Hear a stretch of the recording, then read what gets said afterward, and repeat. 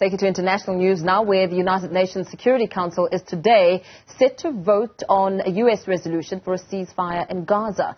The United States will ask the UN to back a motion calling for an immediate truce in the Strip and an Israel-Hamas hostage deal. Washington has previously vetoed measures that included calls for an immediate ceasefire to pass in the Security Council. A resolution needs at least 9 votes in favor.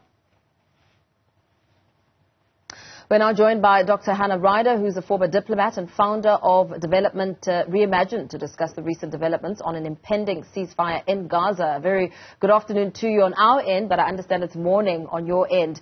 As you assess these latest developments, I mean, what is your view on which way matters could sway? Look, I think the international community has been wanting a ceasefire in Gaza for a very long time. And obviously, the US coming on board with that is long overdue. We've had several votes, not just in the UN General Assembly, where in particular African countries have been very clear that ceasefire and stopping all the hostilities should happen immediately and as quickly as possible. But we've also had votes in the UN Security Council. Most recently in February, there was a vote in the Security Council, and everyone, all of the UN Security Council members voted in favour of that for a ceasefire, except for the US, who voted no and used their veto power, and the UK abstained. So this is an indication that the US is shifting its viewpoint. However, it's still not as strong a resolution as it was as the resolution that the rest of the Security Council wanted to agree in February. With this being the strongest indication yet that the US is indeed shifting and changing its position on the war, will this move, could we see it swaying the attitude of countries like Germany, for instance?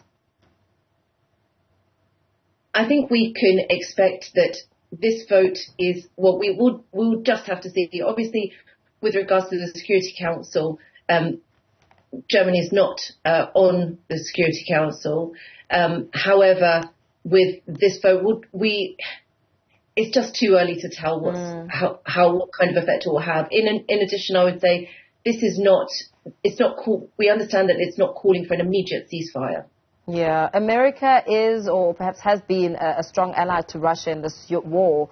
Do you see Benjamin Netanyahu acceding to the spirit of this draft resolution? Well, we've had so many indications from the international community that Israel needs to stop what's happening. Even the ICJ indictment, provisional indictment, was very clear. However, we've seen no stop to it. So this is it really is unclear where this is going to go. However, given that Blinken was in Jeddah recently, this is a US Secretary of State, was in Jeddah recently, also discussing with Netanyahu and so on, there's a high likelihood that this is something that is possibly agreeable. At the same time, it is not as strong as the Algerian resolution. What about Netanyahu's position and his political mission? How much of a factor is that as this war goes on, and how he's vowed to completely eliminate Hamas? Well, obviously he has an obvious. Well, every politician, of course, has their own particular personal agenda, as well as one which is linked to kind of nationhood and so on. I think it's important that we look at this in the context of international law as opposed to individuals. Where we are at this point is there is such a strong force from the international community, a strong feeling, and it's increasingly clear that Israel and certain allies like the US are increasingly isolated. So wherever they're going, what's important is to listen to what others are saying and what the international community is saying, and the international community is clear. What about your expectations or perhaps how things could sway with the hostage talks continuing in Doha this weekend? Well, obviously that's a key part of this. So it's not.